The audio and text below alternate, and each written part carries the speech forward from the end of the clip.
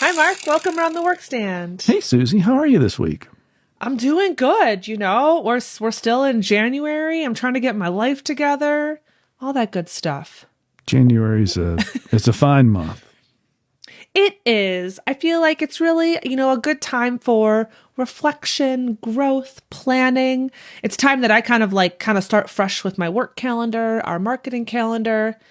That makes it a good time to review things that we talk about a lot, like websites. Yeah. So what are we talking about today? Well, I think you had a great idea of if we're going to review our lives and our exercise programs and our diets and all the things people tend to review in January, why not put the website in there? And so we're going to break that down into pieces. Yeah, absolutely. Full disclosure, I am not a resolutioner. But I think a lot of retailers have the time to kind of take a critical look at their website, their marketing, maybe their, sales goals, things like that. And we're going to hopefully break that down. So what are the steps for that we would suggest? Yeah, in my mind, I broke this down into 5 steps. So we got goal setting. I said review, plan, train, and promote. So we're going to kind of go into some details on there. Excellent. And for the record, I've only ever had one New Year's resolution I can remember. And it really was just me sitting on the floor New Year's Day, 2021, and wondering if I could do 100 push-ups a day every day for the year. Wow. And I did. That's impressive. Yeah. Other than that, no, I'm not a resolution person either. Well, cool. But yeah, let's get started. Dive into it. Perfect. What's first? So first is goal setting. We need to help try to create some parameters for what do we focus on? What are we driving towards? All that good stuff. Yeah. And you might say, well, don't you want to review things first? And I don't think so. I think the right first step is to set some goals around this asset in your business that is the website. What would you like it to do for the business? How would you like it to contribute? And where can it add more value, or can it be more effective in the business? Yeah, absolutely. And I think for me, starting with goals, this is how I look at my workload, is it really helps me determine where am I going to put my most of my energy? What is worth growing, building, attending to? And there's other things that can come up throughout the year, but this can kind of help be your guide. Yeah, and I think the old saying is if you're trying to figure out what goes in the jar, the big rocks go in the jar first, otherwise they don't fit at the end. So it's good to take a minute, look at where the website touches the business. And typically it's the front door digitally to the business. It's often the first thing people will see when they find your business. It's always going to be a cornerstone of your marketing. Most all of your marketing is really going to direct shoppers and visitors back to the website. So how can that contribute better if we pay attention to things like the cadence of our marketing, what people find when they get to the website, the content on the website, because that really matters. So if we don't know what you're shooting at, we don't know how to fill in those pieces of what content needs to be there, what marketing will be effective. Yeah, exactly. And so I think some of those goals, they can be specifically kind of sales numbers. We want to see a percentage growth from the website or in-store as well. Your website is going to influence your in-store sales. Our number of visits really got turned around there quickly.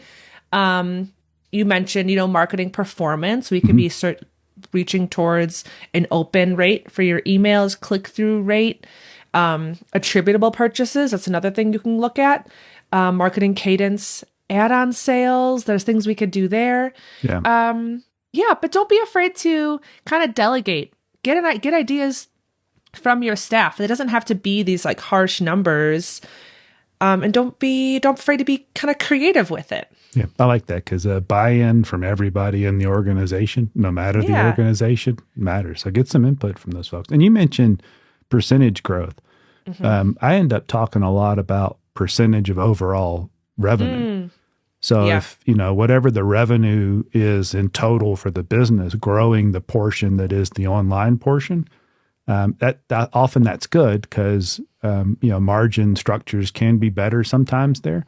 But also you mentioned that online sales or websites affect in-store sales, and growing a goal to grow that as a percentage of your overall revenue will often result in additional in-store sales as well. Yeah, absolutely. So let's dive into step 2 of reviewing your website. Yeah. This is going to be kind of the bulk of that work. And I think you did a really good job of kind of setting the groundwork there. Like this is a lot. It can be overwhelming.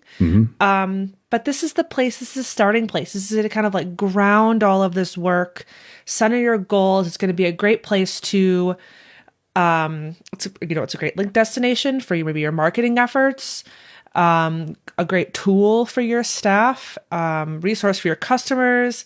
Wow, I could really just go on and on. Yeah, and we get a lot of questions. SEO comes up a lot. Sometimes because a client has a really serious interest in it. Sometimes they've been approached by a local firm about SEO.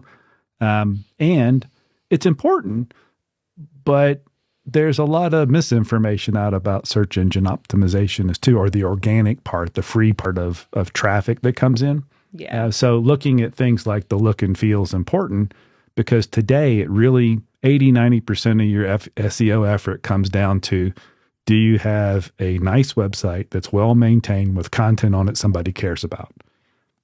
So I think, step number 1 is, does it look like a proper e-commerce website with engaging content on the homepage? Yes. I mean, coming back to your in-store experience, you care a lot about what your store looks like, how it's laid out, how different products are grouped together. Apply that same process to your homepage. And that's really, I think, when I say look and feel, I say start with your homepage. Yeah, I think 100%. Yeah. Yeah. I think the next big piece is your catalog. Make sure that your shopping catalog presents the products that you carry in your store or you can get. All that good stuff. Yep. And a lot of that comes down to making sure your point of sale data is accurate, because we use that to drive the in-store part of that catalog. And then part of it is curating or really taking a good look at the supplier sync settings, depending on the package level. Since most of our clients are on Pro, they've got the option to display product they don't necessarily stock from their partner warehouses on their website. So look at those tools. If you don't care about BMX, let's curate out a lot of the BMX content. If you don't care about triathlon, let's get that supplier data where it's supporting the sales, not adding competition to it. Yes, absolutely. I think this is a really great time to dig into those settings. And I think I just want to reinforce, I see this question sometimes from people who are not our current clients, but are considering working with us. And they ask how much control you have over the catalog. And you have absolute control over the products that display, what we're pulling in from your supplier warehouses. So exercise that control. Yes, please. And we can help. Yeah. And look and feel in the catalog are one thing, but merchandising is a little bit different, right? Yeah, absolutely. And so this can be a monthly review, a seasonal approach. If you're really trying to you're really diving in, maybe that's a good goal, is to seasonally merchandise your homepage. But again, I think kind of coming back to that in-store approach, you're presenting certain products to your customers in a timely manner. And I think that's exactly what your homepage should be doing with merchandising. Yeah, you wouldn't go a whole year in the store and not change anything, and you wouldn't not observe the fact that shopping patterns change in different seasons. The same thing applies on the website. Yeah, absolutely. So those are the first few. I think those all really go together. Each can influence the other.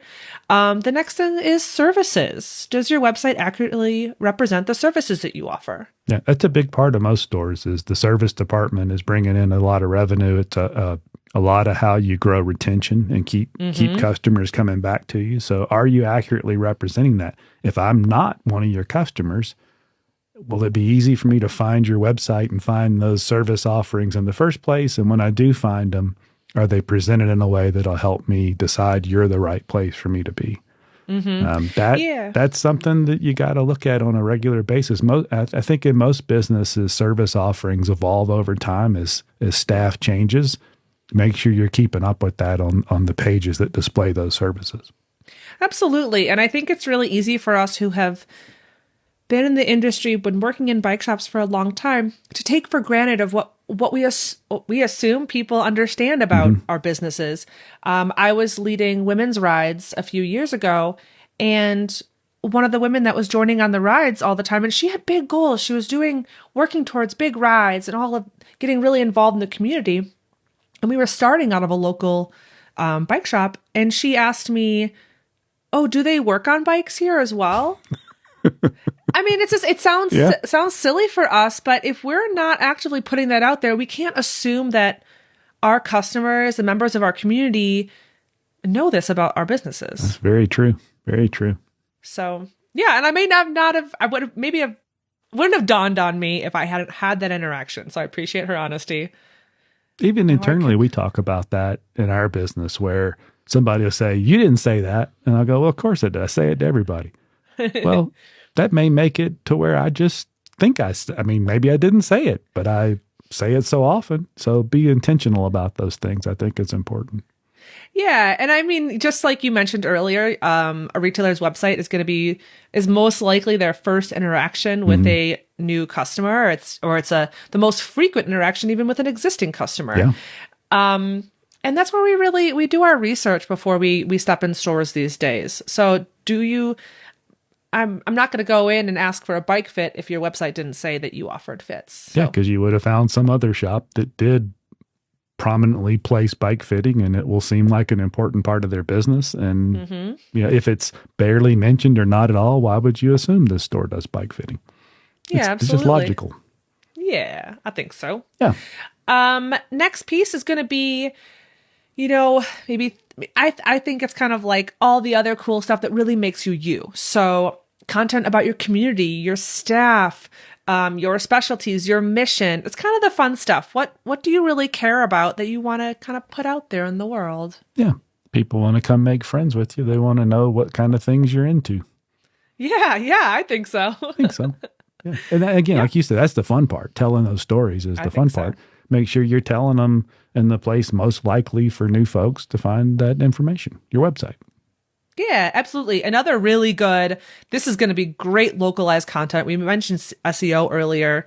This stuff's really, I think, the kind of the icing on the cake, help boost that performance. You're discussing your community, local rides, things like that. So it's a good place to think about a tip for thinking about the kind of content you should have on your website. There's some obvious things about brands and categories and the service and all, but think about the questions that you and your staff get every day. If you routinely answer a question about something, that's a really good piece of content to put on the website to let it help you answer those questions before somebody has to call, because these days, most people don't call. If you're getting that phone call or that email about that, that's not the rule. That's the exception.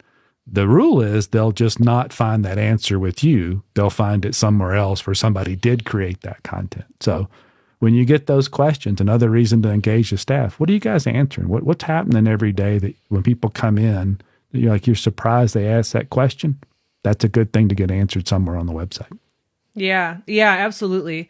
So that's, I think, the majority of the kind of the front end pieces, the pieces that your website visitors are actively interacting with. This next piece, it still falls under that in a way, but it's a lot of that behind the scenes work.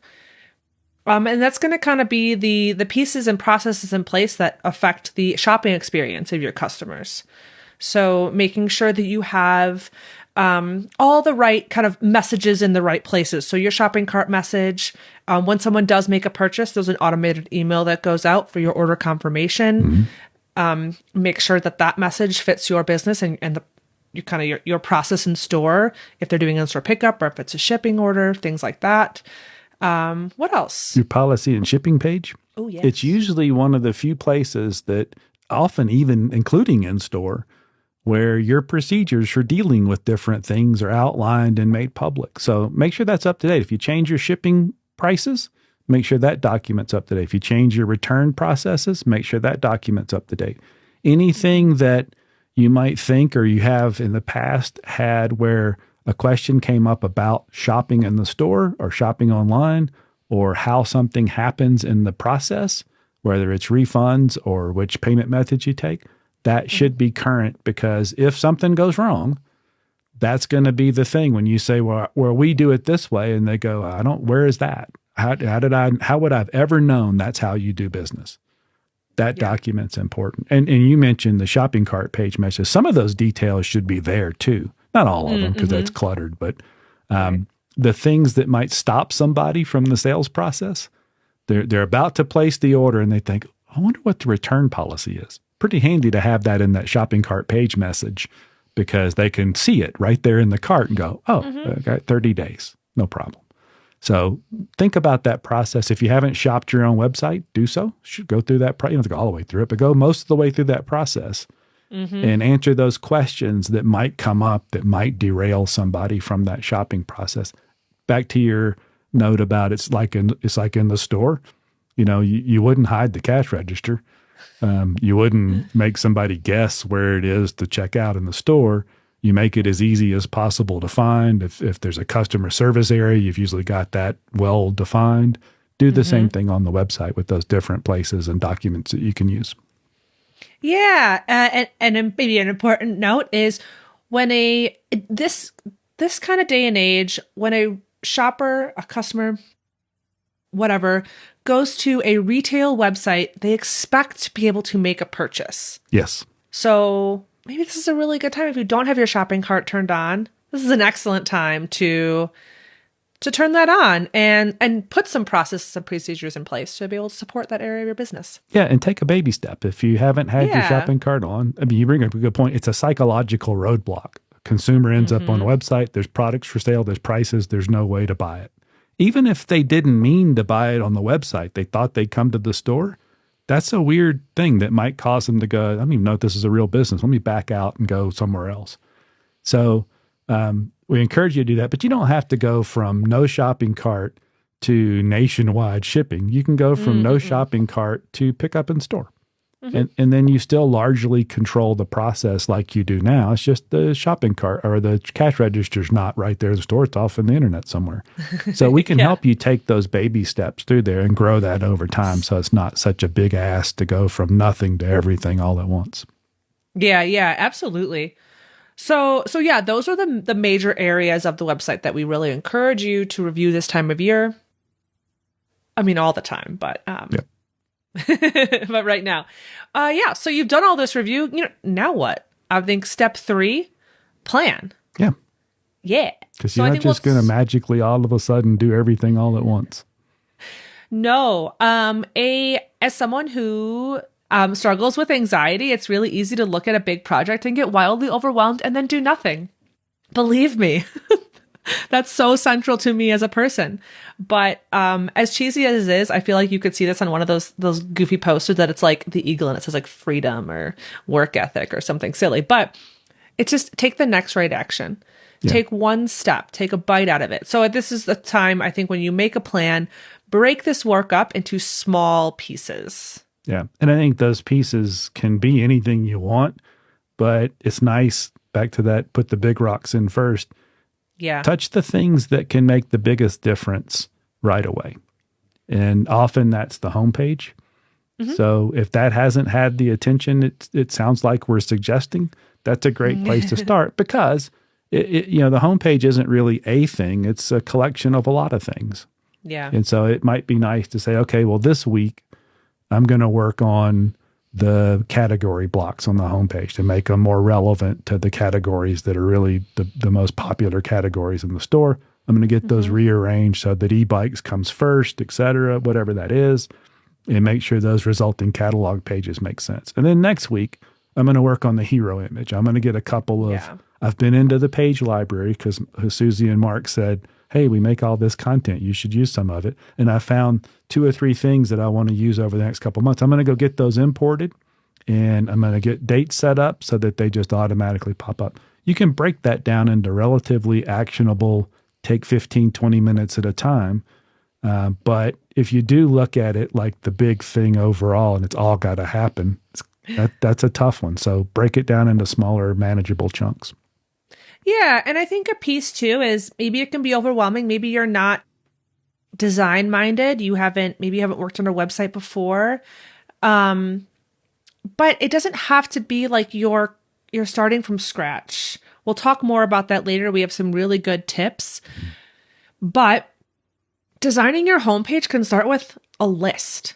Start with a list of what is important to you and maybe just put it in order of prioritization. That could be your homepage layout. Yeah. So you don't need to be a graphic designer. You don't need to be you don't need to be artistic or whatever, or design minded, but your business. And that's what's the most important. Yeah. That's great advice. And we've got sample home pages if you want to just redo the whole thing. We've got all sorts of resources we can help you with that piece. So you're right. You don't have to be. We have graphic designers. We have front end developers. They've done a lot of that work. Employ some of that work so that you make your life easier and more effective. Yeah, I think that's a big point. Is like kind of all these pieces. I really encourage anyone to delegate. Get extra opinions. Ask anyone on your staff of like, what do you see? What do you think should be moved around on the homepage? What do you think is missing? And that can apply to, all of these steps, really. Maybe it's even a friend. Ask your customers. Yeah. Do you shop on our website? Do you find it easy? What could be better? Yeah, I love that. Next up is going to be, of course, train. So make sure that your whole team is on board, understands what the goals are and what you're working towards, and how to utilize your website as a tool. It's an excellent selling tool, and how they can help you kind of achieve those goals or work towards them. Yeah, that's a great point, because sometimes we'll see somebody upgrades from local to pro, and then within a couple of hours, it's a customer in the store saying, "Hey, I saw this on your website." The staff has no idea this has happened, and they go, "We don't sell that. We don't sell Pedro's stuff. Why would you ask for that?" And they go, "Well, it's on your website." It's like, "We don't sell that," and it becomes this contentious thing. Make sure they're in on the thing. Hopefully you've listened to some of your earlier advice, Susie, and gotten the staff involved in a lot of this. But, some stores are big and some stores have very well-defined roles for people. Make sure everybody knows what's going on in the store and how to use it as a sales tool. A lot of the recently released point-of-sale features we have, even if you're not using our point-of-sale as your point-of-sale, some of those features become awfully powerful for closing sales on the floor, because you can now create those sales. If you can't close them right away, you can email those carts to customers to look at later. There's a lot of opportunity to use the website as a sales tool beyond traditional uses. So make sure you look into that and make sure you get everybody involved so that there's not those friction points within the store when, part of the business is doing something the other part doesn't know about. Yeah, absolutely. And then step 5 is really, it's promote, but it's really kind of celebrate. Like, you've done all this work, now reap the rewards of it. Yeah, share it. Make sure that share it. It's as simple as that. Yeah, because we know this from all the years we've watched this. You could just get your website in place. You have that active catalog. You're tied to the supply chain. If you don't do a whole lot else, it will attract search, which is the goal here. We're trying to win search. It will attract search. It will result in sales. And if you're happy with that level of performance, well, then great. Just do the general basic things to keep it up. It'll do its part. But if you really want to leverage it, you've got to promote that activity and promote those assets and get it in front of more people. That's the best way to really take full advantage of everything that a Workstand website can do. Yeah, absolutely. So, we just encourage you to take an active role in promoting your business. Yeah. And I think some good tips are come up with a calendar. As part of that, it's back to the planning part. You're going to plan out the work on the website, plan out the marketing piece. Will you do one email a month, one promotional email? Are you doing transaction-based emails? What's the frequency or the triggers that set those things off? What are you doing around paid ads with Google or wherever else you're doing those? Put something in place just so you and the team can not be held accountable, but kind of be held accountable. It's late January. We committed to do this. Have we done that yet? Yeah. Yeah. Yeah. I think it makes it, I like it, having a routine, building a routine. I think it's just like, I think kind of coming back to this like kind of New Year's resolution piece. It's creating a habit. Yeah. Well, we've hinted it a little bit. I was going to say this whole episode's been a tech tip. I know, but maybe this is kind of like it's the Tech Tuesday Tech Tip Pro Tip Yeah. What's kind of the cheat sheet, I think, for a lot of this work? Leverage the content that we create and put in the library as part of your subscription. Yes, please. Yes. So Yes. every month we put 2 or 3 very nice pieces of content in there. It might be seasonal from a standpoint of it's spring or it's Mother's Day or it's Labor Day. Might be sale oriented, spring sale, might be all sorts of things, but we put a bunch of it in there every month. It is very well done. I mentioned a little while ago, we have very good graphic designers. They're super creative. Use that content. Some people use it as is. They import it. They make sure the catalog sections are working and they go. Some people use it as a starting point because they love the graphic, and that's the hard thing for most of us to create is a snappy graphic that's responsive, friendly, and all that stuff. And then they'll write their own copy to make it localized. However you use it because it can save a ton of time, and professional marketing content is expensive to produce, and this is just part of your subscription. And if you look at some of that and say, I love this, but I really want this particular category to be fleshed out more, we've got premium content packages where we take things like e-bikes or bike packing or whatever the topic is, and we dig really deep. And those can be highly effective marketing pieces. So one way or the other, we've got something where you're not starting from scratch and it's been professionally produced. Yes. I mean, everything from, you mentioned pre-built home pages earlier. We have service pages. We've really been investing in our electric bike content in the library and as kind of premium campaigns we've talked about a little bit. But yeah, they're all editable. Like you said, you can just use it as the structure. You said you're not maybe I keep coming back to maybe someone who's not design minded, but you can take that pre-built content and just kind of move it around, plug things in, swap out images. There's the possibilities are endless. And we've talked a lot about the help. We're always here to help, but we haven't really mentioned that if you love what we've been talking about and just it's just not time in the business to bring something else onto your plate, we get that. And that's where our marketing agency has developed over the years. So support will teach you how to do things. They'll train you, they'll train staff, but they don't do the keystrokes for you. The marketing agency does. So if you love all this and think it's valuable and can grow your sales by 10 or 20 or 30% next year, and it can, but you don't have the time or the inclination to actually do it, give me a call or email mark.s@workstand. We can put you on a maintenance program or a marketing program. So if you've always wanted to have a marketing manager, but you can't bear the $3,000 or $4,000 or $5,000 a month payroll expense, you can hire one of our marketing managers for $359 a month. And it now, for this year, it even includes one of those premium content packages every month. Yeah, it's amazing. Yeah.